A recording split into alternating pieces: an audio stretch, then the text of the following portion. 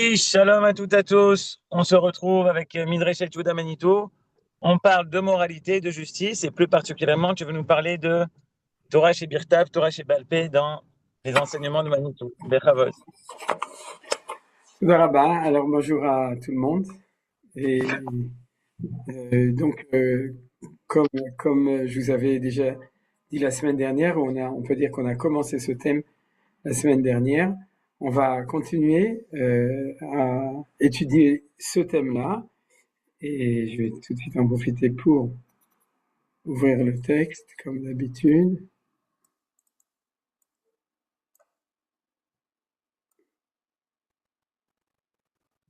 Voilà, donc en fait, nous avons l'habitude de consacrer le shiur, l'étude, le limoud à la réussite de notre pays et de nos soldats.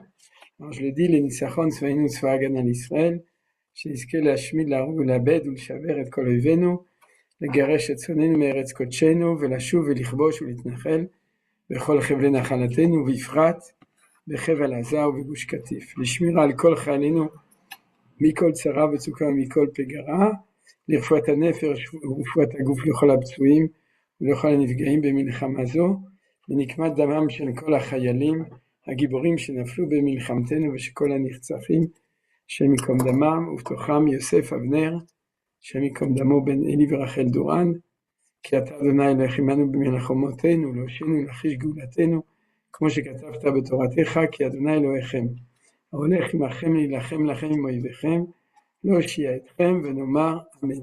Et Baruch Hashem, il faut quand même signaler que un des derniers Chatoufim Chalalim aujourd'hui, l'avant-avant-dernier, et l'avant-dernier juif a été rendu à Israël, ce qui en soit une très belle nouvelle. Bechazde Hashem. C'est-à-dire, donc, on était le sujet, et bien qu'on a fait, je pense, un demi-cours la semaine dernière, je pense qu'il est important de pouvoir reprendre le thème de manière générale pour se mettre dedans. Donc l'idée générale, si vous voulez, c'est que il y a un lien très profond entre cette dialectique qu'on appelle, que tout le monde connaît et qu'on a l'habitude d'étudier, qui s'appelle Torah chez Birtav, Torah chez Balpé, avec cet enseignement de Manitou. Alors comment est-ce qu'on y arrive? A priori, ça n'a aucun rapport. Ce qu'on a l'habitude, c'est de savoir, c'est que la Torah a été donnée à Moshe Rabbeinu et a été transmise Birtav ou Balpé, par écrit, par oral. Mais comment est-ce qu'on arrive aux idées de Manitou? Alors, donc de nouveau, je vais reprendre les questions qui vont nous permettre d'étudier les textes de Manitou et d'élucider cette chose-là. La première question, c'est quelle est la définition de la Torah orale, ce qu'on appelle la Torah chez Balpé. Torah chez Birtav, a priori, on connaît la définition, puisque c'est les Chamisha Chumshe Torah, c'est-à-dire la Torah telle qu'elle a été écrite dans un Sefer Torah. Par contre, quelle est la définition de la Torah orale? Et ce qui va avec aussi, c'est pourquoi est-ce qu'elle a été donnée de manière orale et pourquoi est-ce qu'elle n'a pas été donnée de manière écrite. Et quel est le critère qui a fait que Akadosh Baruch Hu a décidé qu'une partie de la Torah sera écrite et une autre partie sera orale? Mais si on prend par exemple le concept qui est le plus écrit de l'oral, qui est Halakha le Moshe Misinaï, c'est-à-dire des lois qui ont été directement données par Akadosh Baruch Hu à Moshe sur le mont Sinaï, à ce moment-là, on peut se demander pourquoi est-ce qu'il ne les a pas marqués comme psukim et pourquoi est-ce qu'il les a laissés de manière orale, mais c'est une question qui est absolument globale sur toute la Torah orale. Et la troisième question qui est aussi liée, c'est pourquoi est-ce qu'il est interdit d'écrire la Torah orale. Ça, si vous voulez, on peut le voir ici. Vous n'avez pas vu ce verset la semaine dernière, c'est dans Shemot, chapitre 34, et c'est là qu'on voit de manière très claire, en tout cas quand on a la lecture de Chazal, on voit de manière très claire le fait qu'il y a deux Torot, la Torah écrite et la Torah orale, puisque le pasuk dit Vayomer Adonai el Moshe Ktov lecha et advarim haele, ki al pi advarim haele karati traberit et Israël. Vous voyez que dans ce verset, il y a deux parties, et les sages ont très bien vu qu'il y a ici Ktov lecha, donc une partie qui est écrite, qui est al pi advarim haele. Alors, quand vous regardez la traduction, vous voyez qu'il a complètement évité ou effacé l'interprétation des Chachamim qui est précise, qui dit que, puisqu'il y a marqué ici Alpia de Varimele, et là il y a marqué Ktov Lecha, je comprends qu'il y a une partie de la Torah qui est Bechtav, et une Torah Alpi qui est Shebe Alpi. Et c'est pour ça d'ailleurs que Rashi sur place cite la Gemara de Gittin, Daf, page 60, folio B, qui dit comme ça, Ktov Lecha et à Devarim Haele, c'est parole la traduction de Devarim Haele, ouais, mais tu n'as pas le droit de mettre par écrit la loi orale. La Gemara elle dit dans les deux sens, c'est-à-dire Ma shekatuv asur lecha lasot be'al peh, ve ma shebe'al peh asur shebichta. C'est-à-dire ça va, c'est symétrique dans les deux sens. Ce qui est écrit, on n'a pas le droit de le mettre par oral, et ce qui est oral, on n'a pas le droit de le mettre par écrit. Et après qu'on ait vu ces trois questions, la quatrième question qui devient aussi importante, c'est qu'est-ce qui s'est passé à l'époque de Rabbi Yehuda Hanassi, où les Chachamim ont décidé de mettre par écrit la Torah orale. Alors il y a tout, puisqu'il y a la Mishnah, Shisha Sidre Mishnah, qui est la mise par écrit de toute la transmission de toute la Torah du Niglé exotérique. Et il y a au même moment, comme vous savez aussi, il y a le Zohar Kadosh de Rabbi Shimon Bar Yochai, qui était le maître, un des 5 maîtres, des grands maîtres de Rabbi Yehuda Hanassi, Rabbi Shimon Bar Yochai, qui a mis par écrit la Torah, la Pnimiut Torah, c'est-à-dire la Torah intérieure, et donc tous les deux ont été consignés par écrit. Et qu'est-ce qui s'est passé? Pourquoi est-ce qu'à ce moment-là, et aussi quelles sont les conséquences de cette chose, du fait d'avoir dû mettre, pas d'avoir pu mettre, mais d'avoir dû mettre par écrit la Torah qui était orale. Alors ça, c'est les questions fondamentales, et la réponse que Manitou va donner, c'est que en fait, dans la mesure où les fondements de la loi, on va appeler ça la Torah écrite dans le sens des chukim de la Torah, c'est-à-dire les lois, les mitzvot de la Torah, qui sont a priori des choses qui sont fixées de manière immuable parce qu'elles sont écrites. Vous voyez, en hébreu, il y a même un autre mot pour les 10 commandements, ça n'a pas été écrit, ça a été gravé. Ça veut dire chok. Chok, ça veut dire une loi absolue, chuka, et ça vient du mot l'arkok, ou en tout cas, ou dans l'autre sens, un chok, il est chakouk. Chakouk, ça veut dire qu'il est gravé. Ça veut dire que c'est des choses qui sont très graves. Il faut pas les transgresser, c'est pour ça que ça s'appelle gravé, mais peut-être ça vient de la même en français. En tout cas, chok chakakti, en lecha reshut larer acharea, par exemple, une phrase qui est marquée à propos de la vache rousse, zot chukata Torah, c'est un chok que j'ai fait, tu n'as pas le droit de le remettre en question. Ça, c'est la traduction peut-être immédiate de en lecha reshut larer acharea. Maintenant, pour Manitou, le concept, il est relativement simple. C'est-à-dire que dans la mesure où une loi qui est absolue doit être réalisée ici sur Terre, quand elle descend sur Terre, elle doit se relativiser. Elle doit être capable d'atterrir et de rentrer dans les 3 valeurs qui sont le temps, l'espace et l'homme, l'humain. C'est-à-dire que ça c'est Mitor Sefer Yetzira, Ashan, Olam Shana Nefesh, et quand on parle du Nefesh, de l'humain, il y a aussi de la société, c'est-à-dire la société, c'est ce que disent les Chachamim, dor, vedorcha. C'est-à-dire chaque génération, dor, vechachama, c'est-à-dire chaque génération du peuple juif doit être capable d'interpréter et de réaliser et d'adapter les concepts fondamentaux qui sont éternels dans leur immuabilité, c'est-à-dire être capable de les faire se réaliser et d'être adapté à la situation qui se trouve ici en bas. Voilà. Alors maintenant, là, ça, tout le monde le sait. C'est-à-dire qu'on n'avait pas besoin de Manitou. Peut-être que oui, pour beaucoup de gens, mais en tout cas de manière générale, ouais, pour connaître cette définition de la relation entre la Torah écrite et la Torah orale, Torah shebichtav, Torah shebe'al peh. Ce que Manitou va rajouter, c'est que c'est ça la garantie de la moralité de la Torah. C'est-à-dire que si jamais Zechouki, c'est légal, ouais, et parce que c'est marqué dans la Torah, et si c'est comme ça qu'on fait les choses, à ce moment-là, on va arriver à des distorsions au niveau de l'esprit de la loi. Il y a la loi et l'esprit de la loi, c'est-à-dire la moralité de la loi, parce que on va l'appliquer comme un robot. C'est-à-dire, on va dire c'est marqué, donc il faut le faire. On va en fin de compte inféoder la réalité à une loi, donc il n'y aura pas d'adaptation réelle entre la loi et la réalité, et on va essayer de faire distorsion de la réalité. Et à ce moment-là, il y a un énorme risque d'immoralité dans la loi. C'est-à-dire de perdre l'esprit, et l'esprit de la loi d'après nous, l'esprit de la loi, c'est la morale qui a engendré la loi. Le moussard de Eretz chez Kadma la Torah. Et donc on voit que dans l'idée de Manitou, qui était Derech Eretz Kadma la Torah, c'est-à-dire qu'il faut absolument que la morale qui précède la loi se réalise dans l'application de la loi, à ce moment-là, comme c'est un fondement essentiel, alors c'est la raison pour laquelle il va y avoir besoin de Torah Shebal Peh. Là, c'est vraiment un chidouche de Manitou. Ouais, c'est-à-dire sans cet enseignement, on n'arriverait pas à ce niveau de compréhension de la relation entre la Torah et qu'en tout cas d'être capable de l'exprimer, de l'expression de la relation entre la Torah écrite et la Torah orale. Ça veut dire aussi que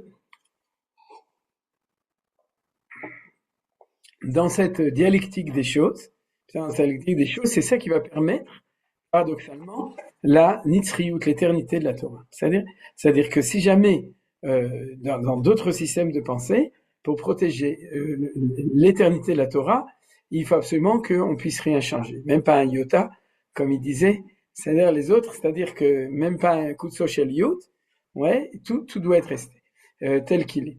Et c'est de cette manière qu'il y a une tendance, qu'on va voir, que Manitou va dénoncer comme la tendance sadducéenne, de chercher l'éternité de la Torah. Et pour nous, l'éternité, c'est justement cette souplesse qui permet de s'adapter à chaque temps, à chaque endroit, à chaque société et à chaque personne. Et c'est ça qui va garantir cette éternité. En fait, on pourrait très bien prendre comme machal, comme exemple, d'ailleurs c'est un exemple qui n'a pas été inventé ni par La Fontaine, ni par Ésope, puisqu'il se trouve aussi dans les Midrashim, c'est comment ça s'appelle, le chêne et le roseau. Voilà. C'est-à-dire que le chêne et le roseau, en fait, le chêne, ce serait une Torah orale sans Torah écrite, et le roseau, c'est une Torah orale avec une Torah écrite. C'est-à-dire qu'il est bien implanté, mais il est capable de se plier en fonction non pas de l'ambiance, du temps, de l'esprit du temps, quoi, dans un sens très, très libéral, mais au contraire, dans un sens d'une adaptation possible des choses. Alors, on va voir que dans cette dialectique, il y a deux phrases qui sont importantes. La première, c'est que Torah min hashamayim, et deuxième, lo bashamayimi. C'est-à-dire, quand est-ce que la Gemara va utiliser cette formule lo bashamayimi? C'est-à-dire, alors que si vous regardez la suite du pasuk, on peut le lire de manière différente, mais en tout cas, c'est comme ça que les Chachamim ont compris ce pasuk. Les morts mi'alenu shamayim avikachalem v'yashmem davena, c'est-à-dire de dire elle est dans le ciel, donc c'est lorsqu'il y a eu cette célèbre discussion entre Rabbi Eliezer et Rabbi Yehoshua à propos du four de Achnai.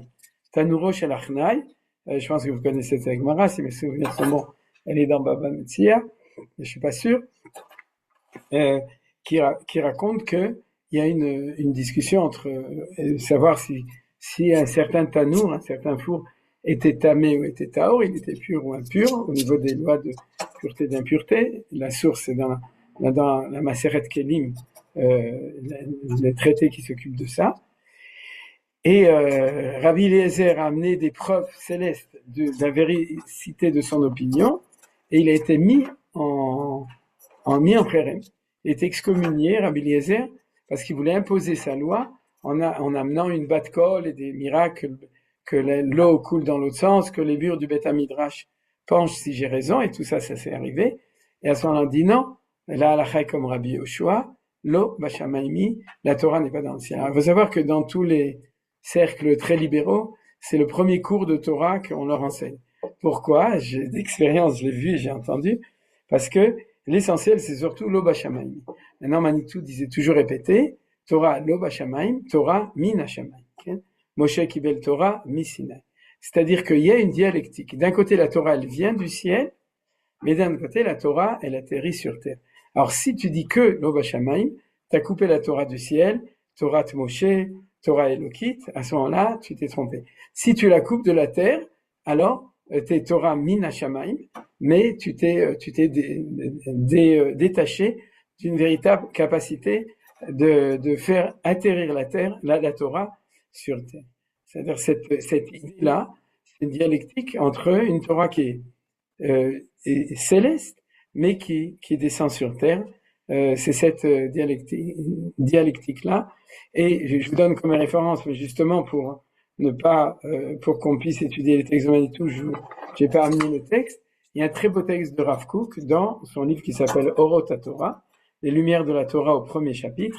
Bon, Menachem qui est là, Abré Jager n'a pas encore traduit, mais Bezat Hashem, je pense que ça va prendre trop de temps jusqu'à ce qu'il traduise tous les écrits de Rav Kook. Donc, mais en tout cas, si vous regardez là-bas en ivrite, vous verrez que le Rav Kook dit, pour continuer dans cette idée, que la Torah écrite, elle est plus shmeimite, elle est dans le ciel, et la Torah est orale, par contre, elle est plus sur terre. Et c'est ça qui va dans le sens de ce que on vient d'étudier maintenant entre ces deux choses-là. Alors maintenant, tout ça, on l'avait vu la semaine dernière, Begadol.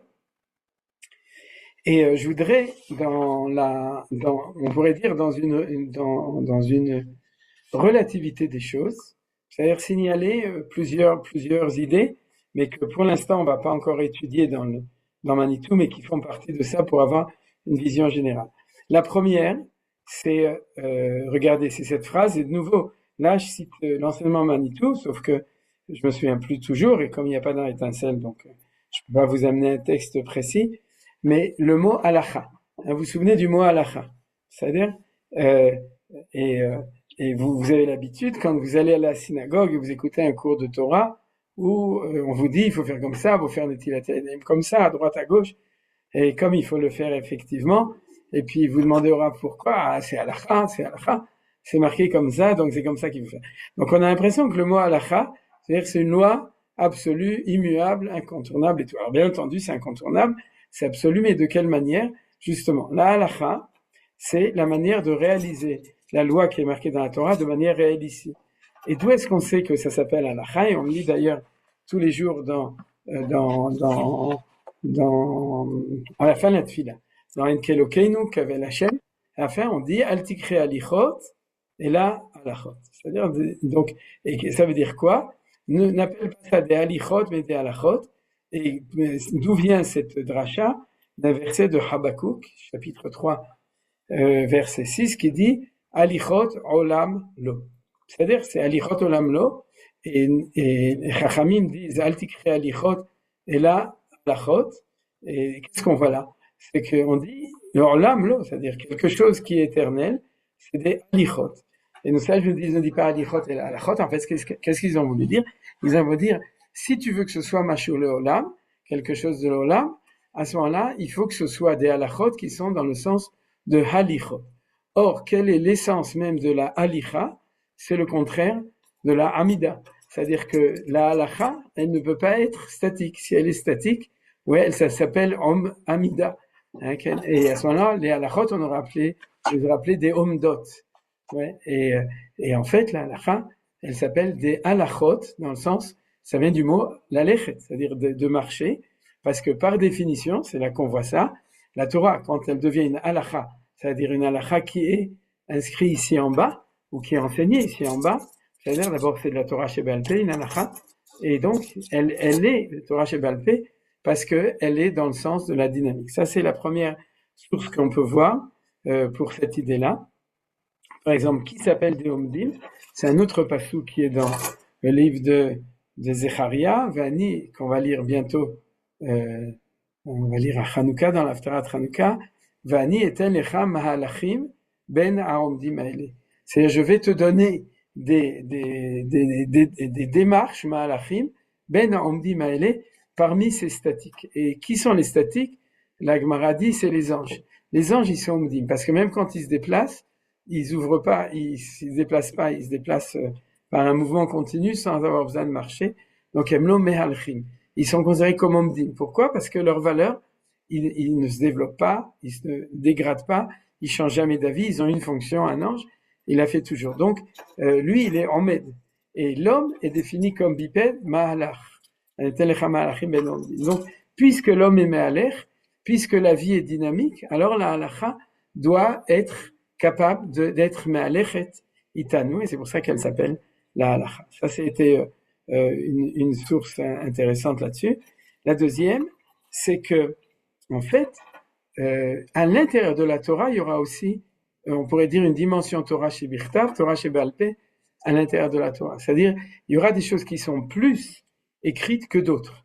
C'est même dans la Torah, ou même dans la Torah orale, on va le voir dans un texte de Manitou, que même dans la Torah orale, il y aura des parties qui seront plus, même si elles ne sont pas inscrites, elles seront plus proches de l'écriture, et d'autres qui sont plus proches de la dynamique. Alors, où est-ce qu'on le voit à l'intérieur de la Torah? C'est dans la relation entre les 10 paroles, Aser et Adibrot, et le reste des 613 mitzvot.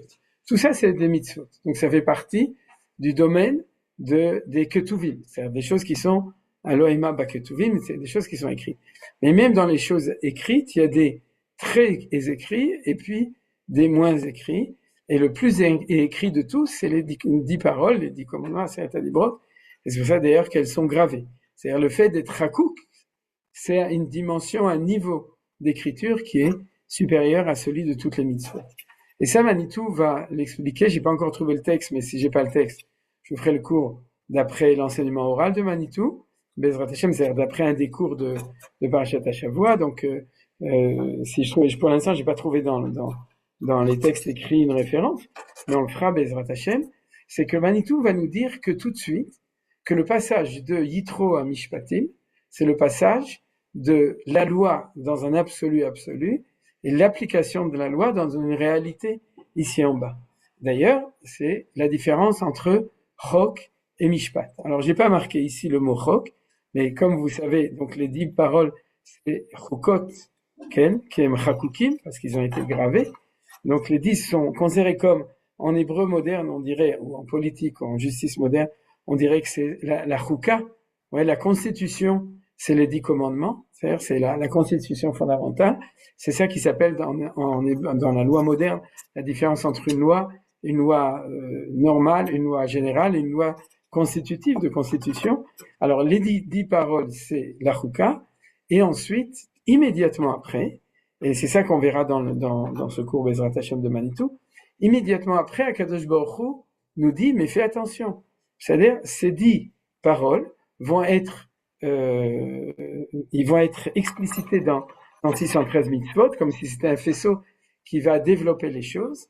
Et à partir du moment où il va être développé, il va passer d'une certaine manière d'une forme de Torah écrite à Torah orale. Alors c'est pas exact, puisque la parasha de Mishpatim, elle est complètement écrite, mais elle reçoit déjà obligatoirement un caractère qui est comment est-ce que je vais réussir à appliquer dans la réalité, c'est-à-dire ces fondements tellement hauts et tellement immuables qui sont les Aseret Adibrot qui ont été révélés au Mont Sinaï.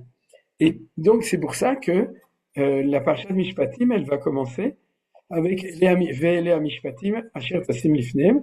Quand on l'étudiera, on le verra que tout d'abord, il y a ce qui est important, c'est ce vav. Vous voyez pourquoi le vav est tellement important?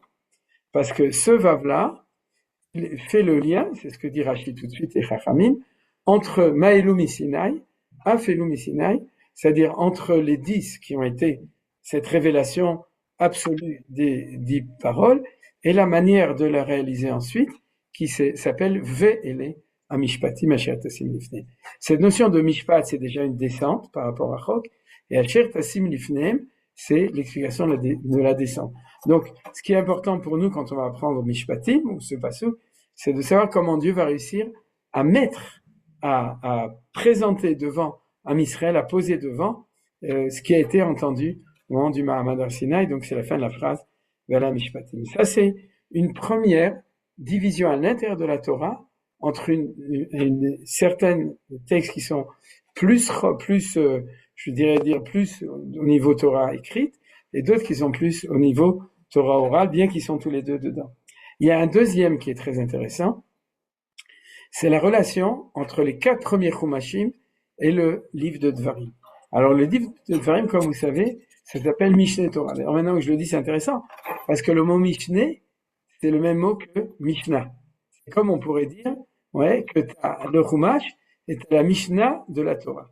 Et tous les grands commentaires, je peux quand même, par exemple, vous donner référence du Netziv, Rav Naftali Tzvi Yehuda Berlin, dans le Emek Davar, dans son introduction au livre de Dvarim, explique cette chose-là. J'avais fait d'ailleurs des cours, quand j'avais donné les cours de Parashat Hashavua sur ce sujet-là, il y a 3 ans ou 4 ans. sur le fait que le cinquième livre, le Deutéronome, le Mishneh Torah, a été une répétition pour la génération qui va entrer en Eretz Israël. Vous vous souvenez? C'est-à-dire que la Torah des 4 premiers Chumashim, c'est celle qui a été donnée à la génération qui sort d'Égypte. Et la Torah de Mishneh Torah, c'est celle qui est répétée. C'est pour ça qu'on a l'habitude d'expliquer Mishneh Torah. Puis c'est la répétition des lois. Mais tu dis pourquoi tu as besoin de répéter? D'abord, il y en a des nouvelles, et ceux qui sont répétés sont pas toujours exprimés de la même manière. Même les 10 paroles dans Vaïtranan ne sont pas écrits de la même manière. C'est pas exactement la même version que celle de Yitro. Et on peut se demander quel est le sens. Pourquoi Hachem avait besoin de donner une deuxième Torah, ce Mishneh Torah? Réponse, elle est pour ceux qui vont entrer en Eretz Israël. Pour nous, on va traduire ça d'une autre manière ou expliquer pour ceux qui vont réaliser la Torah en tant qu'État dans un pays, c'est en tant que nation. Parce que quand on est dans le désert, on est dans une bulle métahistorique. On est en dehors de l'histoire, en dehors de la géographie d'ailleurs, les deux. Et donc c'est une manière de donner la Torah. Et puis ensuite, quand on sait que cette génération va conquérir le pays, va construire le pays, va s'installer dans le pays et va fonder une nation et un État dans son pays, alors il y a une autre Torah. Et c'est une Torah qui donc va avoir, d'après l'explication qu'on a maintenant, une dimension plus Torah chez Baal Pé que la Torah des 4 premiers Chumashim. Mais en effet, c'est ce que beaucoup de Gdolei Israël ont exprimé, le fait qu'il y a cette dimension de Torah chez Baal Pé relativement plus dans la Torah du livre de Devarim. Je vais vous donner un exemple, parce que cet exemple aussi, il est connu et il est enseigné souvent. Manitou l'a enseigné, mais celui qui l'a beaucoup développé, c'est le Rav Uri Cherki. C'est que, en fait, on a 2 Matan Torah. On a un premier Matan Torah qui était sur le mont Sinaï, et un deuxième Matan Torah qui était sur le mont Grizim et le Har Eival. Voilà, je vois que Bruno il connaît bien, c'est-à-dire, et qui est dans le livre de Dvarim. C'est-à-dire que c'est celui qui aurait été fait le jour où on rentre en Eretz Israël. Comme si le Matan Torah de Har Sinaï n'était pas suffisant. Mais en fait, tous les détails sont là pour développer l'idée que je vais vous dire ici maintenant. C'est que celui, comme dit le Maharal de Har Sinaï, il était dans un désert, c'est-à-dire en dehors de l'espace, à une date indéterminée, donc en dehors du temps, c'est-à-dire, il s'est pas marqué dans la Torah que c'était le 6 Iyar ou le 7 Iyar d'ailleurs, Sivan, pardon, d'ailleurs c'est une marloquette dans la Gemara, si c'était le 6 ou le 7 Sivan, tout ça c'est des enseignements extrêmement grands du Maharal dans Tiferet Israël, qu'on étudie en général aux alentours de Shavuot. Et cette Torah avait comme force, la Torah de Har Sinaï, d'être au-dessus du temps, au-dessus de l'espace, donc elle est éternelle de ce point de vue-là. C'est-à-dire, elle est tellement haute qu'elle peut descendre et s'adapter et se réaliser partout parce que elle était donnée à ce niveau-là. Ça, c'est le Mahamad Har Sinaï. Et le Mahamad Har Grizim V'Har Eival, ça va être juste le contraire. Ça va être le moment où la Torah va descendre sur terre pour pouvoir être capable de se réaliser sur terre, puisque on est bémet rentré sur la terre de Eretz Israël ce jour-là. Si vous vous souvenez bien, on a fait le Mahamad Har Grizim V'Har Eival le jour où on a traversé le Yarden, le jour où on a traversé le Jourdain. Ce jour même, on est monté sur Ashrem et on a fait un Mahamad, donc de Matan Torah, et ensuite on est revenu, on a continué. Donc cette idée qu'il y a 2 et cette différence entre les 2, elle va dans le sens de ce qu'on est en train d'étudier dedans. Maintenant, il y a aussi un 3e point intéressant, et je le signale parce que tout ça, c'est des sujets d'études extrêmement intéressants. C'est qu'il y a dans la Torah écrit des moments où Moshe Rabbeinu ne sait pas ce qu'il faut faire. Et il discute avec Akadosh Baruch Hu, et à ce moment-là, il dit peut-être qu'il faudrait faire comme ça, et Akadosh Baruch Hu dit viens, on va étudier ensemble, peut-être qu'il faudrait faire comme ça, et ensuite la halakha est fixée. Et ça veut dire quoi? Ça veut dire qu'il y a des passages de la Torah où une forme de Torah orale, où l'étude, la demande des hommes fait apparaître une valeur dans la Torah écrite. Donc en fait, c'est une Torah écrite de la Torah, du Chumash, du Sefer Torah, qui a en elle une dimension de Torah chez Baal Pé. Alors je signale les 2. Le premier, c'est au moment de l'inauguration du Mishkan, dans Parashat Shmini, à propos du Vetzirachata d'Arosh Darash, c'est-à-dire c'est à propos d'un korban à cause de la mort de Nadav Avihu, cause de leur mort. À ce moment-là, il y a toute une discussion et tous les grands commentateurs ont fait remarquer cette chose, que tout d'un coup, on a de la Torah orale, un limud Torah, comme à la yeshiva entre Akadosh Baruch Hu et Moshe Rabbeinu. Et le deuxième moment qui est intéressant, c'est au moment des filles de Tzlophrad. Lorsque les filles de Tzlophrad viennent chez Moshe Rabbeinu, il dit, nous, pourquoi est-ce que on n'a pas le droit de recevoir un héritage? Et du coup, il y a toute une discussion qui se fait très compliquée et très longue à propos de ça. Maintenant, peut-être ces deux, il y a un enseignement que j'ai entendu d'un Rav qui s'appelle Rav Menoussi qui dit que, en fait, comme on avait dit ciel et terre, ouais, c'est-à-dire surtout pour le deuxième, ciel c'est masculin, terre c'est féminin, c'est-à-dire que la Torah féminine, c'est la Torah orale, et c'est pour ça que les filles de Tzlophrad, qui sont une volonté féminine dans la Torah, ont créé à l'intérieur de la Torah écrite une dimension de Torah orale. Voilà, ça c'est pas Manitou, mais il aurait été d'accord puisque il savait très bien cette dimension d'une dialectique masculin-féminin qui est marquée d'ailleurs dans le Zohar et dans les autres textes de Kabbalah, dans la relation entre le ciel et la terre, le soleil et la lune, le masculin et le féminin. Ouais, cette corrélation-là, c'est une corrélation extrêmement profonde. Et maintenant, on va voir aussi comment c'est lié avec l'adaptation, le potentiel d'adaptation de la Torah, puisque ce machal, cette idée de ciel et de lune, il est très évocatif et utilisé par tous les grands de la Torah pour expliquer que la forme du soleil est immuable, elle ne change pas, c'est la Torah écrite. Par contre, la lumière de la lune, c'est une lumière d'abord qui vient pas d'elle, c'est-à-dire cette Torah qui atterrit sur la terre, ikula minashamaim, elle vient complètement du ciel, mais seulement elle a une forme et un éclairage qui est fonction de la position de la lune qui change d'heure en heure tous les jours, mais même en fait d'heure en heure dans le ciel, puisque c'est la réflexion sur la lune de la lumière du soleil, et c'est ça l'idée d'une Torah orale, c'est-à-dire qui est Bechinat Levana. Comme on dit, Moshe Kipne Chama, Yoshua Kipne Levana, ça correspond que Moshe était comme le soleil et Yoshua qui était comme la lune, et Yoshua était cette Torah qui s'est réalisée quand on est rentré en Eretz Israël. Voilà. Tout ça, si vous n'avez pas de questions, c'était l'introduction à ce qu'on va étudier maintenant. Alors, qu'est-ce qu'on va étudier aujourd'hui comme premier texte? C'est les lois et les histoires de la Torah. Et là, on va étudier deux textes. Je vais commencer d'ailleurs par le deuxième tout d'abord, qui n'est pas en français, c'est en ivrite, mais on va lire et on va le traduire, qui est le texte que Manitou a écrit lui-même en hébreu dans l'introduction à Soda Ivri. Soda Ivri, c'est un des premiers livres qui est sorti des enseignements de Manitou, du vivant de Manitou en fait, puisque c'est Dr Ben Shmuel et je crois Israël Pivko qui l'ont sorti. Et il y a ce texte qu'on est en train de lire. Si vous ouvrez le livre, vous verrez ils l'ont reproduit en manuscrit signé de Manitou. C'est la Haskama de Manitou au livre. Donc il avait même écrit lui-même sa Haskama sur le livre de ses enseignements qui est le Soda Ivri numéro 1. Et dedans, on va voir ce dont il va parler, qui est lié avec notre sujet. Alors, ce sujet, c'est quoi?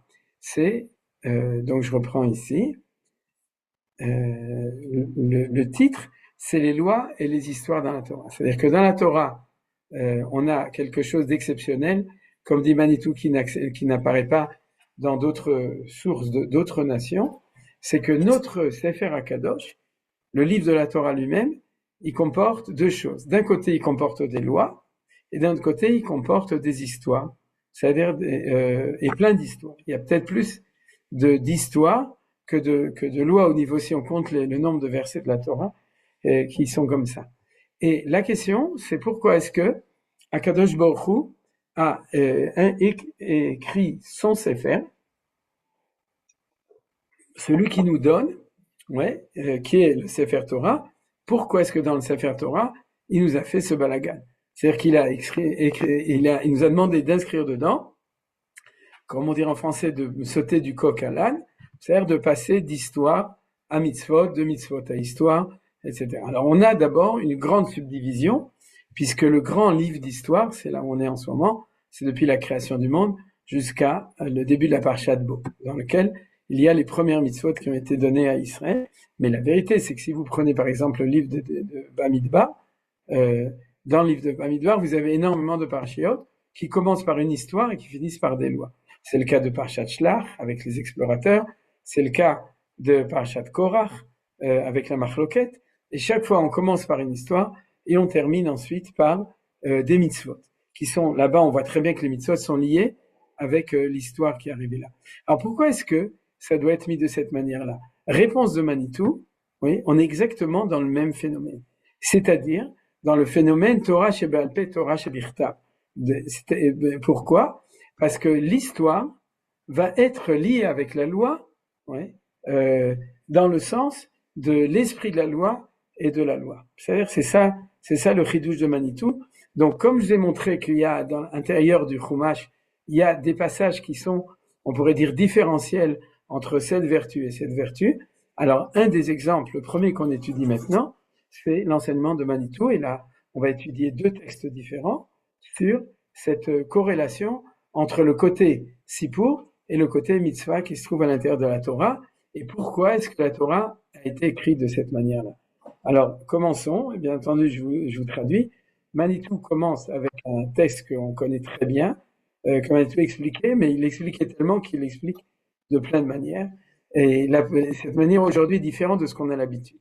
C'est-à-dire, dans l'enseignement de Manitou, il y a, je connais au moins trois directions, on pourrait dire, bien entendu, après tous se réunissent, de l'explication de Manitou sur le premier Rashi de la Torah.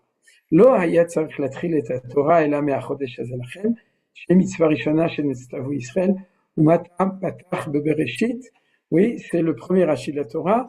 Rabbi Yitzhak a dit, la Torah aurait dû commencer avec la première mitzvah de la Torah qui se trouve dans la Parashat Bo, Shemot, chapitre 12, verset 2, Achodesh hazeh lachem rosh chodashim. La première mitzvah de la Torah, c'est la mitzvah de faire le calendrier, c'est-à-dire le Kiddush HaChodesh, mais le calendrier annuel. De toute façon, tout est dans ce verset-là. Et donc la question, puisque c'est la mitzvah rishona que Israël a reçue, et donc quelle est la raison pour laquelle on a commencé à Bereshit? Donc Manitou, en fait, dans cette introduction, il va avoir une lecture du Rashi et de l'interrogation de Rashi qui va dans ce sens. Pourquoi quelle est la corrélation entre les histoires et entre les mitzvot? C'est-à-dire, puisque la Torah a commencé avec des mitzvot, et là, il va pas dans le sens forcément du commencement, mais du fait qu'il y ait une corrélation entre cette partie d'histoire, pas historique, hein, faites attention, mais d'histoire, c'est-à-dire d'enseignements qui sont des événements, ce qu'on appelle, Manitou lui-même va appeler les Toladot dans cette introduction, c'est-à-dire, puisque c'est ceux de Bereshit, et d'un autre côté, des mitzvot. Comment est-ce qu'on articule cette chose-là? Comment est-ce qu'on vit avec, qu'est-ce qui est le plus important? Est-ce que le plus important, c'est la morale, c'est les enseignements de Toladot? Est-ce que le plus important, c'est les mitzvot qui sont à la Torah? Ou est-ce que même le fait de poser la question de ce qui est le plus important, c'est une fausse question? C'est comme, est-ce qu'il vaut mieux être riche ou en bonne santé? Vous connaissez Seder, et en fait, c'est une fausse question. Veuillez Shlomar, Sefer HaTorah, במובן הפשוט של ספר המצוות, אכן מתחיל מאותו פסוק, החודש הזה, וכדי מפרש רש"י שהיא מצווה ראשונה. C'est-à-dire que ça, c'est un autre enseignement qu'on a déjà vu, c'est que de manière réelle, la Torah commence avec Achodesh Hazeh Lachem. C'est-à-dire c'est un vrai commencement la Torah, et le diouk de Rashi, c'est Lo hayat tzricha Torah le'atril ela min hachodesh umatam patach bebereshit. On l'a même déjà vu dans un cours précédent ici à propos de ce cours-là, de ce sujet de moralité et légalité. Mais le diouk de Manitou, c'est qu'il y a deux mots différents. Il y a le mot le'atril et le mot patach. Ouais. Et patach, pticha, c'est pas la même chose que atrala. Atrala, c'est un début, ouais, et peticha, c'est une introduction. Donc en fait, ils ont chacun une fonction différente. Et Manitou nous dit en effet, oui, la atrala, le début de la Torah, il est en effet avec la première mitzvah. Donc la partie de la Torah qui est là pour nous donner les lois, elle commence en effet avec le Chodesh Hazeh Lachem. Omnam, les shala shel hatzorech latril et Torah, klomar likva atrala bichtav haTorah, yesh mashmaut rechava yoter. C'est-à-dire le fait du besoin de fixer un commandement dans la Torah, la Hatrala, la Manitou nous dit, il y a une dimension qui est beaucoup plus large. Sheken amru en mugdam ou meucha batorah. Ouais. C'est une Gemara dans le traité de Psachim, page 6, folio B, qui dit un grand principe qui est connu de nous, en mugdam ou meucha batorah. Vous connaissez ce principe. C'est-à-dire que tu ne veux pas fixer de manière absolue la chronologie de la Torah, de dire ça a précédé ça. C'est-à-dire, mais si un pasouk nous parle de quelque chose qui était après et qui dit avant, c'est-à-dire que l'ordre des psukim ne respecte pas l'ordre du temps, ce qui est plus tôt, ce qui est plus tard, c'est pas grave, parce que c'est l'ordre, la logique de la Torah, la logique fondamentale, c'est pas une chronologie. C'est-à-dire, c'est pas que la Torah n'est pas chronologique. La Torah est chronologique, parce qu'elle commence à la création du monde, elle finit avec la mort de Moshe, et elle suit un ordre chronologique. Mais ce n'est pas l'ordre premier, c'est l'ordre second. C'est sans doute aussi la manière pour l'homme de pouvoir comprendre les choses, dans un sens d'une chronologie des choses. Mais la Torah n'est pas assujettie à la chronologie, c'est-à-dire elle est pas soumise à la chronologie. En mukdam ou meuchar b'Torah. C'est-à-dire Akadosh Baruch Hu, de manière complètement libre, va pouvoir nous parler de quelque chose qui arrivera bien après, au début, et vice-versa. C'est-à-dire, c'est un secret, c'est le secret du nom de Dieu. Vous savez pourquoi? Parce qu'il est en même temps au passé, en même temps au présent, en même temps au futur, Haya, Ove, Veillé. C'est-à-dire que si la Torah, elle est Torah Hashem, pas Torah Elohim, mais Torah Hashem, à ce moment-là, elle est au-dessus de l'axe du temps. Elle peut sauter d'un temps à un autre temps sans aucun problème, puisque, et c'est d'après la lecture de Manitou, c'est ça ce qu'on appelle En Mukdam ou Meuchar Batorah.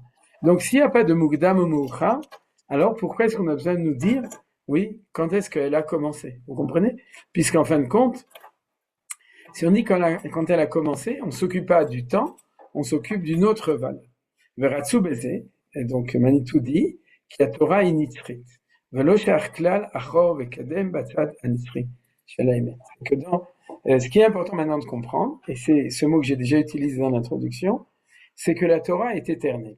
C'est-à-dire, et c'est ça, on pourrait dire la valeur, la condition sine qua non de la Torah, c'est qu'elle soit éternelle. Si elle n'est pas éternelle, c'est pas la Torah, c'est un système, c'est une idéologie, c'est une histoire, c'est un narratif, ouais, c'est tout ce que vous voulez, ouais, mais c'est pas Torah Hashem. Torah Hashem doit être au-delà des contingences du temps pour qu'elle puisse être Torah Hashem. C'est-à-dire d'ailleurs, dans la Kabbalah, la vertu de Netzach, qui est l'éternité, c'est celle de Moshe Rabbeinu. C'est-à-dire Netzach ve'od, c'est aussi Moshe ve'Aaron. Donc, dans le sens de Torah Moshe, ouais, Zot Torah Asher Sam Moshe Ifne Be'Israël au Zichut Torah Moshe Abdi, puisque la Torah s'appelle la Torah de Moshe, c'est la Torah qui a été transmise par Hachem à Moshe pour nous, dans une vertu, une capacité de Nitzriut. Et puisqu'elle est Netzach, à ce moment-là, elle ne peut pas avoir de Achor Vakedem, c'est-à-dire du premier ou du dernier. C'est-à-dire, qu'est-ce qui serait dans le sens du premier et du dernier, c'est-à-dire dans un sens de chronologie, c'est quelque chose qui serait temporel.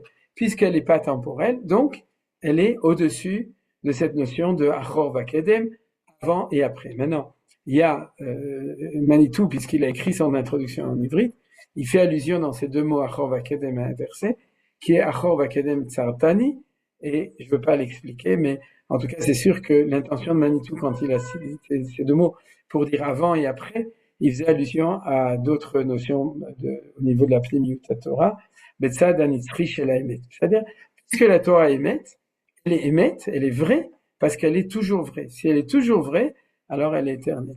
Alors, donc, Manitou va nous dire, ok, j'ai compris, mais ça, c'est au niveau de la Torah d'en haut. C'est-à-dire, la Torah de l'absolu, elle est nitzrit. Avalid Galut, la Torah, Baal et Fisheder. C'est-à-dire, la révélation de la Torah, elle vient selon un ordre chronologique. C'est-à-dire, ça veut dire quoi? La Torah, dans son absolu, elle est au-dessus du temps. En Mukdam ou Meuchar Batorah. Chaque fois que je vais voir dans la Torah l'application de En Mukdam ou Meuchar Batorah, c'est que je vais lire dans la Torah sa valeur au-dessus du temps, donc complètement éternelle. Maintenant, tout ça, c'est très beau. Oui, mais une Torah comme ça, elle peut pas se réaliser. C'est-à-dire, nous, on n'est pas dans le ciel, on n'est pas dans l'éternité, on n'est pas au-dessus du temps. Qu'est-ce qui fait qu'une Torah peut se réaliser? C'est qu'elle rentre dans notre univers à nous. Or, nous vivons dans le temps. C'est-à-dire, pour nous, il y a un passé, il y a un présent et un futur. Une fois, j'avais dit d'ailleurs que, à ce propos-là, que vous savez que la Torah s'appelle un Sefer Torah. Et tout le monde demande pourquoi Sefer, que ça s'appelle comme ça. Ouais, que la Torah s'appelle Sefer. Et l'explication que j'avais donnée, c'est que le livre de la Torah, quand on le lit, ah oui, il y a une halakha. C'est un livre avec des feuilles, un livre comme ça s'appelle pas Sefer. Ça s'appelle Gilion ou Choveret ou tout ce que vous voulez. La halakha dit, si tu dis que c'est un Sefer, c'est qu'il y a deux rouleaux. C'est-à-dire, il y a un rouleau à droite, un rouleau à gauche, et tu l'ouvres et tu le lis comme un Sefer Torah. Par exemple, si tu as qu'un seul rouleau, à ce moment-là, c'est un autre nom. Vous savez comment on appelle un parchemin où il y a un seul rouleau? Megillah, Yosef, ouais. Pourquoi la Megillat Esther, elle est comme ça? C'est parce que c'est un rouleau. C'est parce que les Juifs, à l'époque de Mordechai et de Haman, ils ont failli se faire rouler. Donc c'est pour ça qu'on le fait avec un rouleau. Et puis, mais par contre, le Sefer Torah, c'est Midnei Torah, c'est deux rouleaux. Et pourquoi? Regardez pourquoi. Parce que quand j'ouvre le Sefer Torah, il y a tout le passé qui s'est déjà déroulé. Il y a tout le futur qui ne s'est pas encore déroulé. Et il y a le présent, c'est la Hamouda qu'on est en train de lire dans un Sefer Torah. C'est-à-dire, le Sefer Torah lui-même a en lui-même cette idgalout du fait que tout est dedans, dans Ava, Aya, Ove, Veillé, de ce qu'on est en train de faire.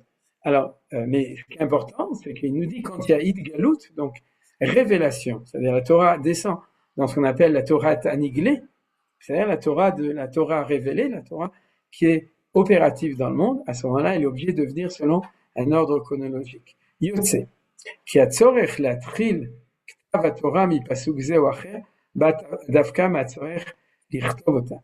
C'est-à-dire qu'à partir du moment où il faut inscrire la Torah, à ce moment-là, il faut savoir à partir de quand tu commences. Donc, qu'est-ce qu'il est en train de dire? C'est que la Torah chez Bichtav va avoir un seder. Oui, lichtov ota. Et que la Torah chez Be'al Peh va permettre d'être au-delà du Seder. C'est le Seder, vous comprenez? Seder ou non? Vous avez compris? C'est-à-dire que l'essence de la Torah orale va être plus au niveau d'une dynamique absolue, alors que dit Manitou, quand je dois l'écrire, alors si je l'écris, je suis obligé de commencer par un premier mot, deuxième mot, troisième mot, c'est-à-dire de le rentrer dans une organisation, en fin de compte, de l'écriture. Souvenez-vous, par exemple, un exemple de ça, c'est que quand Hachem a donné les 10 commandements, est-ce qu'il nous a dit Zachor et Yom HaShabbat ou Shamor et Yom HaShabbat? Vous vous souvenez? Qu'est-ce qu'on dit?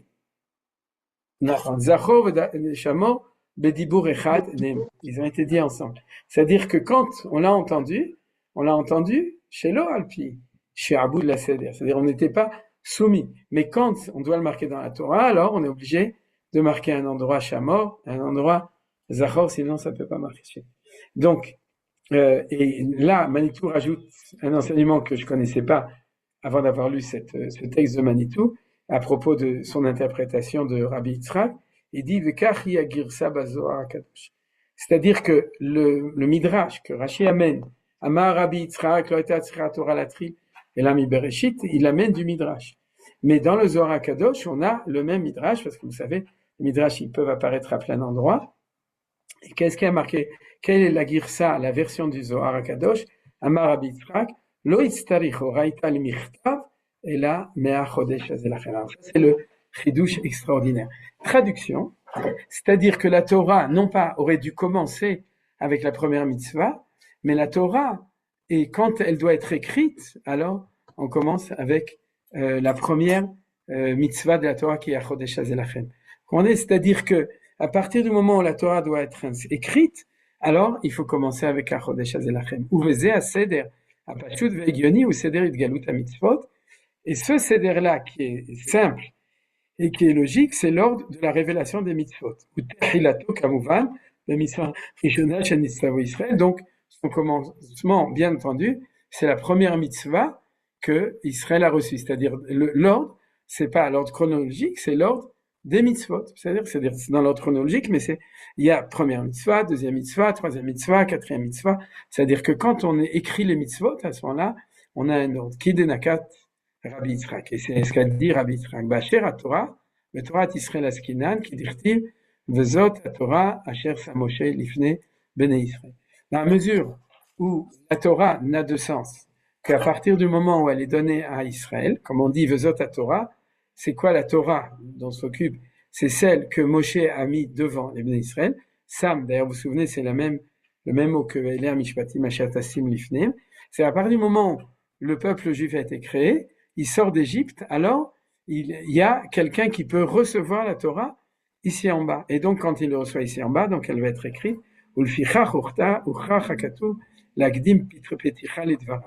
et il dit, puisque c'est comme ça, et que puisque la Torah est éternelle, alors le Katouf a été obligé de mettre une introduction. Dehaïnou, bon là j'ai sauté un petit peu, c'est-à-dire toute l'histoire depuis la création du monde jusqu'au moment où on va recevoir la première mitzvah. Pourquoi? Parce que il y a cette dimension qu'on a vue ciel et terre. C'est-à-dire que cette dimension. Alors j'ai un petit peu effacé, j'ai pas tout mis dans l'introduction. Les physés. C'est-à-dire ça c'est la page suivante. Le physé Barour Meod. Que toutes les histoires qui sont marquées dans le Chumash, et comme point essentiel, parce que c'était quand même son introduction, Soda Ivri, c'est Sod Midrash Toladot, c'est-à-dire, non, c'est le secret de Soda Ivri, c'est l'enseignement Manitou sur le Bereshit, donc sur les Toladot, sur les engendrements. Inam Peticha Muchachat, les Sefer Mitzvot, c'est une ouverture. Peticha, en fait, il faut dire ouverture, ouais, obligatoire au livre des Mitzvot, ou la Fouke Miman d'Amar Shen Benem Kesher Betzem, Kav la Kav, Tzav la Tzav. C'est-à-dire que Manitou, maintenant il est en train de nous dire, et c'est là que Manitou redevient ce qu'il avait bien l'habitude d'être, c'est-à-dire d'être polémiqueur, c'est-à-dire un petit peu de foncer dans le chou de ceux qui rataient quelque chose et il fallait leur enseigner.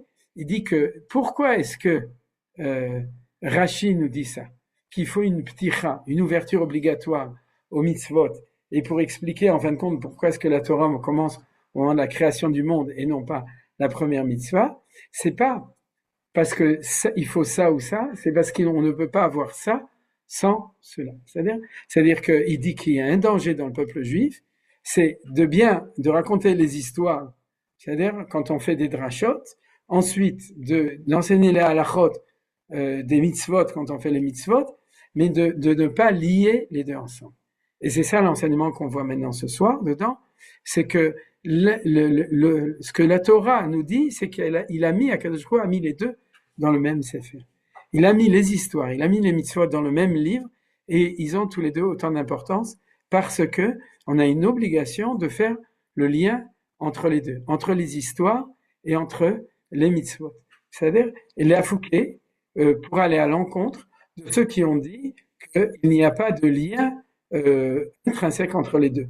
L'un s'occupe de la philosophie de la Torah, l'autre s'occupe des lois de la Torah, mais quand je m'occupe de philosophie ou de pensée ou de morale, je m'occupe de ça. Quand je m'occupe de loi, je suis légaliste. Et quand je suis moraliste, alors je suis que moraliste. Mais il n'y a pas de lien entre les deux. Et Manitou nous dit, c'est faux, et c'est pour ça que la Torah a mis les choses de cette manière. On va voir comment est-ce que Dieu va, en fin de compte, nous obliger à faire un lien entre les deux, d'après l'enseignement de Manitou. C'est-à-dire pas seulement qu'il y a les deux dans la Torah, mais qu'en effet, ils sont liés l'un avec l'autre, et ceux qui n'étaient pas dans ce sens, ils utilisent un passage qu'on a vu il n'y a pas longtemps à l'Haftara, qui dit qu'ils font la Torah, kav la kav, tzav la tzav. C'est-à-dire d'un côté le kav c'est le sens des choses, et tzav la tzav, c'est la mitzvah, mais il n'y a pas de lien entre les deux. Nimsa, shekol orech iriyat amikra zenikra Torah. C'est-à-dire tout ça, ça s'appelle Torah, comme il y a marqué dans Masechet Brachot. Vama Rabbi Levi bar Chama, ma Rabbi Shimon ben Lakish. Maïdirtiv, qu'est-ce que c'est ce qu'il a écrit? Vaetena lecha et luchot even va Torah va mitzvah asher katavti lerotam. C'est un pasouk. J'aurais dû vous le mettre avec traduction, mais on va le traduire. Vous voyez, dans Shemot, chapitre 34, verset 12, où Hachem dit à Moshe, et je t'ai donné les luchot even. Donc, vous voyez déjà qu'on est dans le thème dont s'occupe. C'est-à-dire les tables de pierre sur lesquelles sont gravées les 10 paroles. Va Torah. Donc, c'est pas la même chose. Il y a la Torah. Et ensuite, la mitzvah. Et ensuite, Asher Katafti, que j'ai écrit, le Horotam pour leur enseigner, mais c'est pas Stam. Le Horotam, c'est le mot qui est lié avec la notion de Torah. C'est-à-dire Torah, c'est Hora'a, c'est-à-dire c'est un enseignement. Et l'Agmara, Rabbi Levi Bachama, il dit comme ça, Luchot et Luaseret Adibrot. Oui, c'est les 10 paroles, c'est les Luchot. Torah, c'est Mikra. Torah, c'est le Mikra, c'est-à-dire c'est ce qu'on lit dans la Torah. Mitzvah, Zo Mishnah, c'est la Mishnah. Asher Katafti, Elu Nevim Ktuvim, c'est les prophètes Nevim et les Ktuvim, les écrits, le Rotam, c'est Talmud. Melamed, Shekulam, Nitnu, le Moshe Bessinai, pour nous enseigner, puisque c'est Dieu qui dit ça à Moshe, que tout ça a été donné au Mont Sinaï. Alors ça, a priori, c'est évident, c'est-à-dire qu'on n'a pas, mais qu'est-ce que va rajouter Manitou? Perush Rashi, Zemikra, Chumash, et Mitzvah, Likro Bato. Le Mikra, c'est le Chumash, parce qu'il y a une mitzvah de lire la Torah. Alors tout le monde va dire oui, c'est ce qu'on fait, on étudie chaque semaine, chez Mikra Bechat Targum, ensuite on le lit le Shabbat, mais Manitou dira comme ça, que l'Oma, c'est-à-dire que la mitzvah Likro Batorah, Sheyechet le Kol HaChumash, que la mitzvah de lire la Torah, elle est pour tout le Chumash, velav davka la psukim shemem nilmadot, a mitzvot, va Mishnah, va Talmud, et pas seulement les versets à partir desquels on va apprendre les mitzvot dans le Mishnah et le Talmud. Dans son enseignement oral, il faisait toujours une critique où il disait, quant à la yeshiva, dans certaines yeshivot, pas les yeshivot qui enseignent comme Manitou, mais dans certaines yeshivot, ouais, quand on a un verset qui est cité dans la Gemara, parce que il va nous permettre d'apprendre un développement de mitzvah, on va l'étudier. Et puis après, il va y avoir une Agada qui va nous raconter des choses qui interprètent les versets au contraire des histoires. On va dire, bon, ça, vous lirez tout seul, et puis demain, on continue avec la prochaine Sugia qui s'occupe des mitzvot. Dans le sens où, si on étudie, ou on lit ces versets-là, eh ben, si on est à la yeshiva, on s'occupe des halachot, alors c'est même pas la peine d'approfondir dessus, ça fait pas partie des choses importantes. Et puis après, on va aller dans un cercle d'études juives à Paris qui s'occupe de philosophie, et puis ils vont faire la même chose. Ils vont dire, viens, on va étudier les Toladot de Manitou. Puis après, quand on va arriver à la première histoire, ils diront, bon, ça vous le lirez, et puis tout seul, et puis demain, on continuera avec la prochaine histoire. Alors tout ça, c'était la critique qui faisait d'une tendance juive, d'un danger juif, même au sein du peuple juif, de dire, je sais qu'il y a ces deux parties, mais ça n'a absolument aucun rapport. Il y a ça d'un côté et ça de l'autre. Et comme je vois qu'on est arrivé à 19h, Bezrat Hashem, dans le texte qu'on étudiera la semaine prochaine, qui est un des textes d'Étincelle, à ce moment-là, on verra comment est-ce que Manitou descend dans la précision de la corrélation entre la partie histoire et la partie mitzvot. Veine, b'meshech hadorot. Et voici, au long des générations, Ibed Rovaam Alomed et Tavanat Amikra Katora. Alors c'est ça la critique que soulève Manitou pour nous éveiller à cette conscience, parce que plus on va avancer dans notre étude, plus on va voir combien c'est grave de faire ce divorce, cette séparation entre ces deux parties de la Torah. Il dit, la majorité du peuple qui étudie, il a perdu la compréhension du Mikra en tant que Torah. C'est-à-dire qu'il a perdu le fait que le Mikra, il fait partie de la Torah dans le sens de l'enseignement de la Torah. Adkinotsar kera amok ben agut emunat Israël mechad velimud mitzvot meidach, jusqu'au point où il a été créé une rupture profonde entre l'étude de la Emouna d'un côté et l'étude des mitzvot de l'autre côté. C'est-à-dire on étudie les deux, mais il y a un temps pour ça, un temps pour ça, il n'y a pas de lien entre les deux. Donc d'un côté on va faire du Messilat Yesharim ou du Midrash du Zohar, ensuite on va faire de la halacha, mais quand on est dans la halacha, alors on n'est que dans la halacha, et quand on est dans la marshava, on n'est que dans la marshava. Ukvar na'asta ha-Torah, lo rak shte torot ela keshne amim chalila, agam ki mityachasim lichora leota Torah. Donc ça c'est la phrase la plus forte de Manitou, et on a l'impression que la Torah, non seulement elle est déjà devenue deux Torot, mais même peut-être deux peuples, Dieu nous en préserve, même si a priori ils étudient la même Torah. C'est-à-dire qu'on a ceux qui voient le côté Mikra, ceux qui voient le côté Halacha, et ceux-là disent c'est nous la Torah, c'est comme ça qu'ils veulent la Torah, ceux disent c'est comme ça qu'ils veulent la Torah, donc du coup on finit non pas seulement à avoir comme deux Torahs différents, mais même deux peuples différents ou deux parties du peuple, ceux qui sont fidèles, on pourrait dire à l'esprit de la Torah, maintenant pour l'essai, et ceux qui sont fidèles à la lettre de la Torah. C'est-à-dire est-ce que tu es proche de la lettre ou proche de l'être?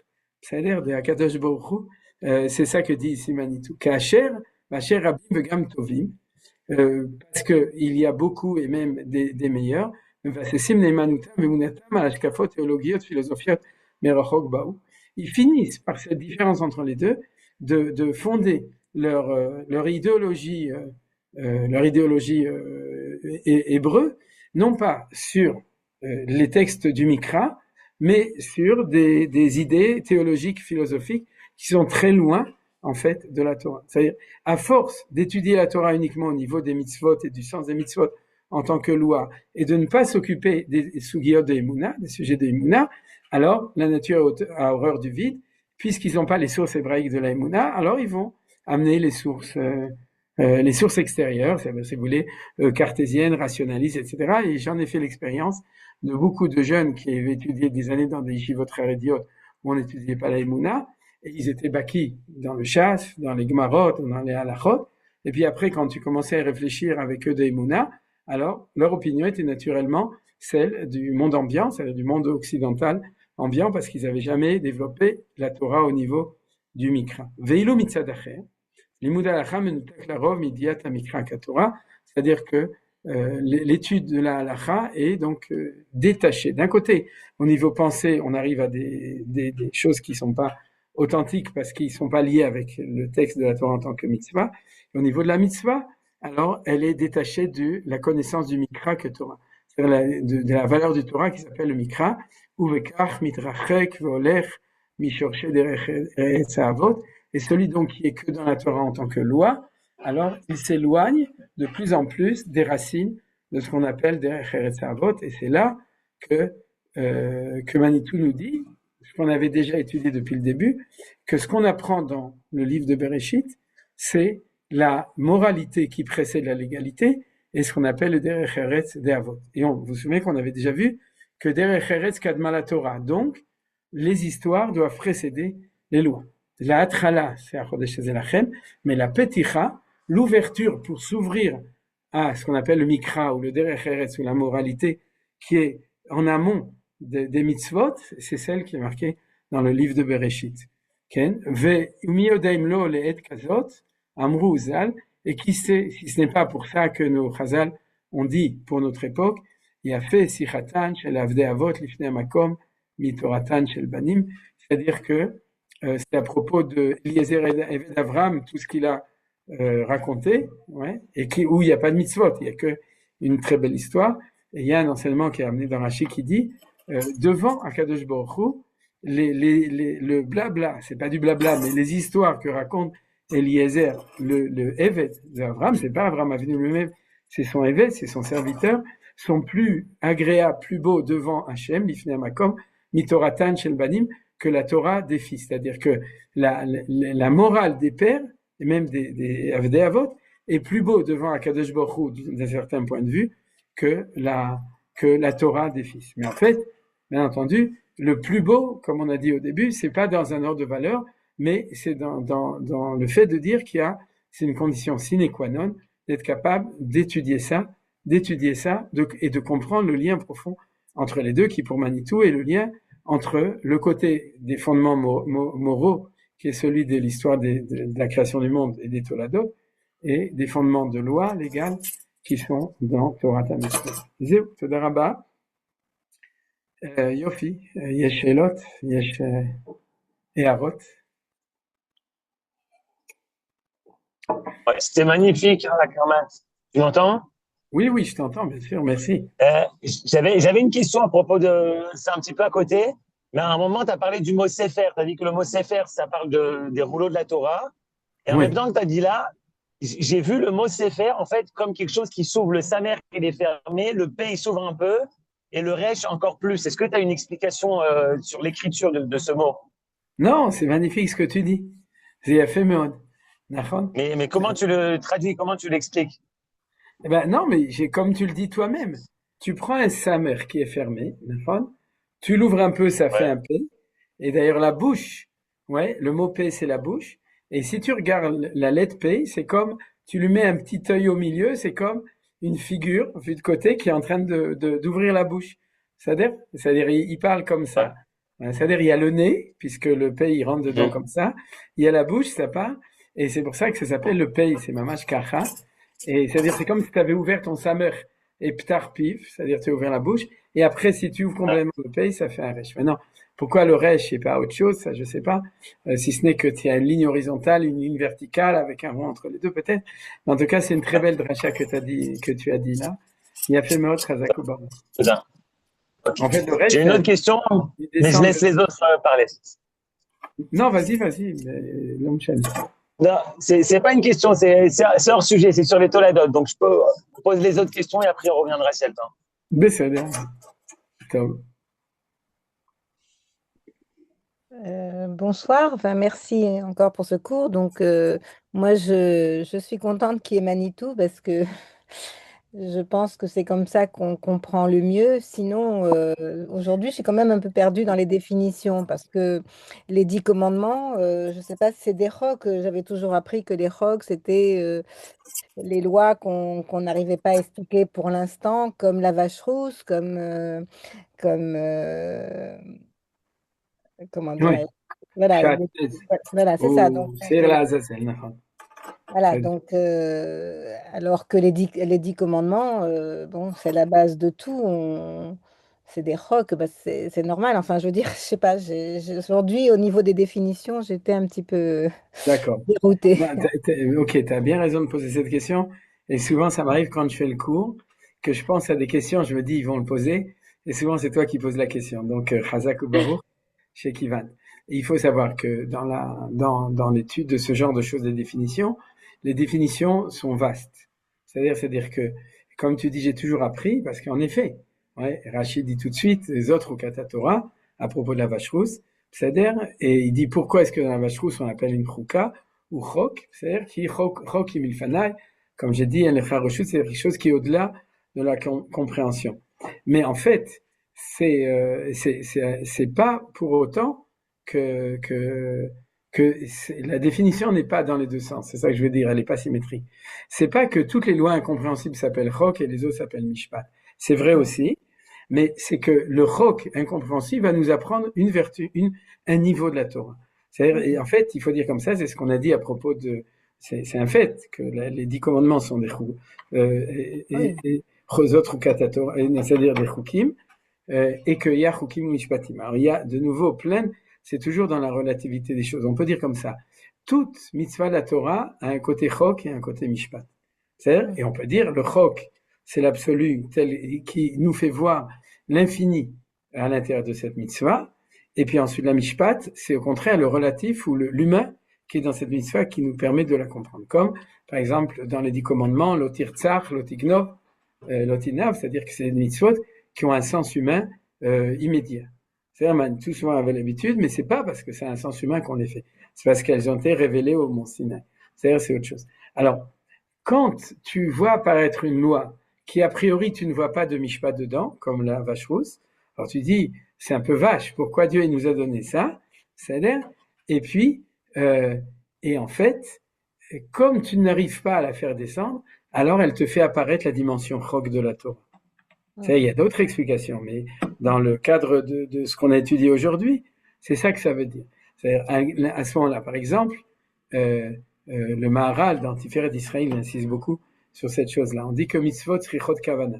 C'est-à-dire, vous savez, c'est-à-dire que mitzvot, il faut avoir une intention. Mais quelle intention qu'il faut avoir? Ouais, c'est de dire que c'est Dieu qui m'a donné un mitzvah. J'avais déjà rappelé que mon river Rabbi Rav Shaul David Bochko dit que la raison pour laquelle on fait une bracha avant une mitzvah, c'est-à-dire pourquoi tu as besoin de faire avant de manger, oui, ouais, mais quand tu vois les éclairs, surtout les éclairs au chocolat, mais tu fais non, parce qu'il y a eu un orage là hier ici, en Israël, Bichlal. Donc, mais ce que je veux dire, que tu fasses une bracha pour toutes sortes de choses. Mais pourquoi avant une mitzvah tu fais une bracha?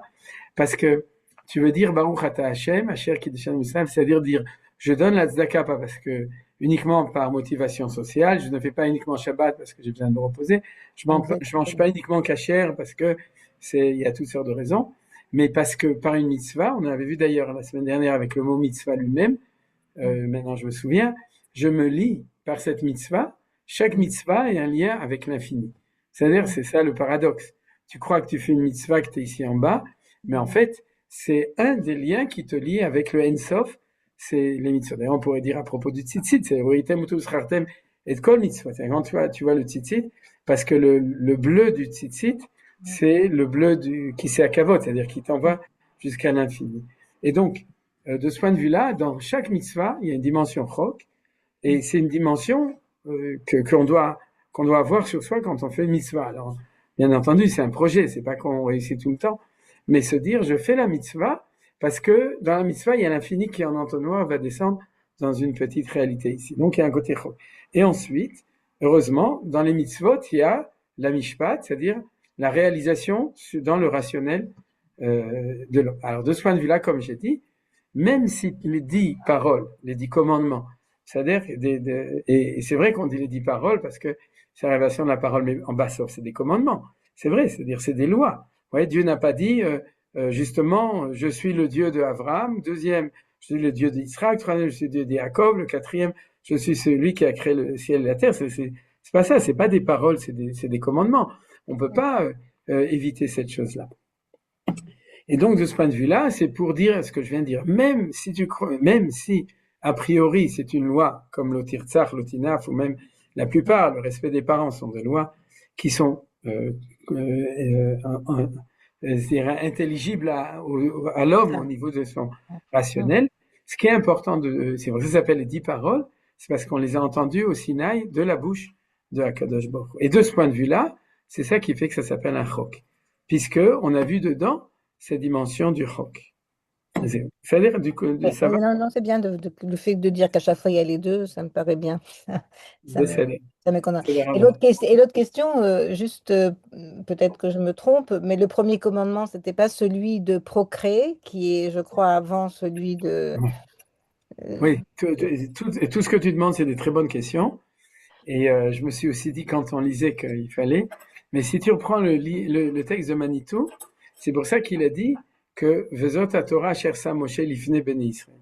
C'est-à-dire que toutes les mitzvot qui ont précédé n'ont pas une valeur de mitzvah parce qu'il n'y avait pas le cli de Ham Israël pour le recevoir. Ah.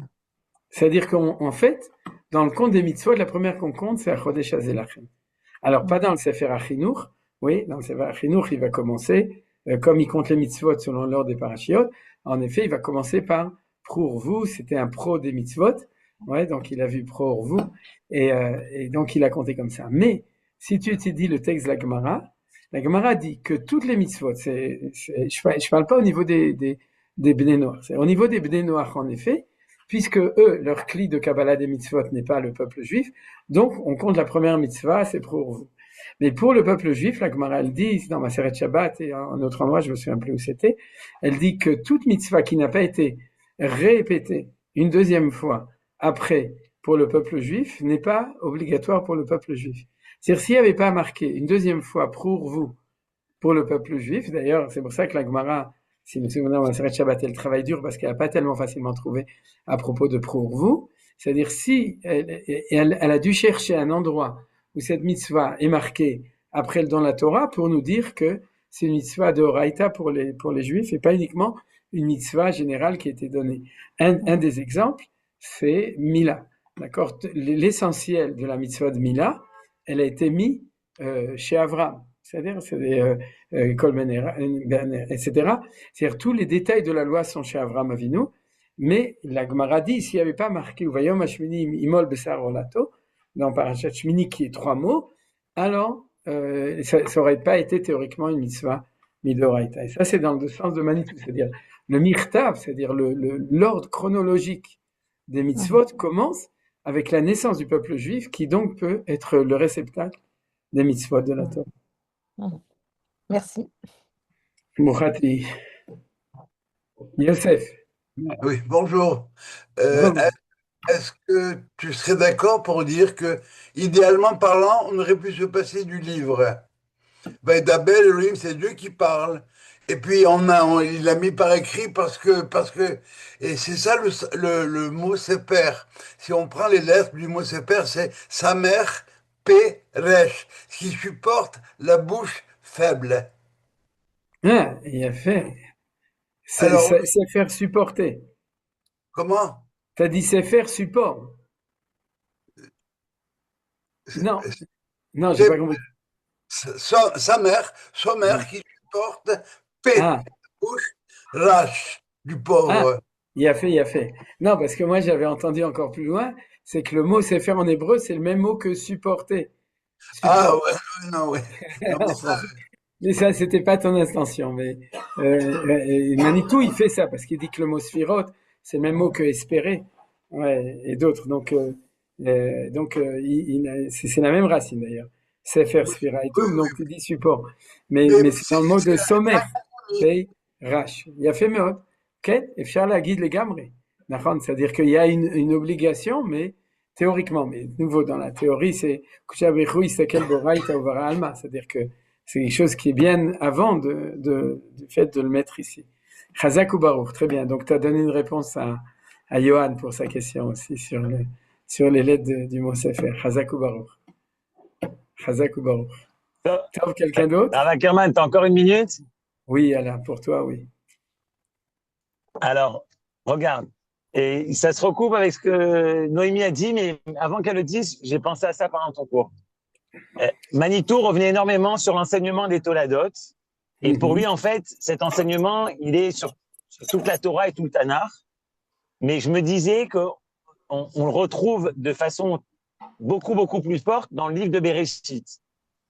Et ce qui était intéressant, c'est de voir que dans le livre de Bereshit, c'est le livre des Toladot et c'est pas le livre des mitzvot, puisqu'il n'y a pas de mitzvot. Je l'ai montré il y a quelques minutes. Et en fait, même les mitzvot qu'il y a, qui sont la mitzvot d'avoir des enfants, de la Brit Mila et du Guide Anaché, on peut ces trois mitzvot-là les rattacher au Toladot. C'est pas des mitzvot faire Netilat Yadayim. C'est des mitzvot qui sont liés aux engendrements, avoir des enfants, faire la Brit Mila. Et je vais encore plus loin. Je me disais que peut-être que chaque mitzvah, elle appartient à un autre avancement de l'histoire des Toladot, puisque la première, c'est à l'identité adamique, d'Adam Arishon.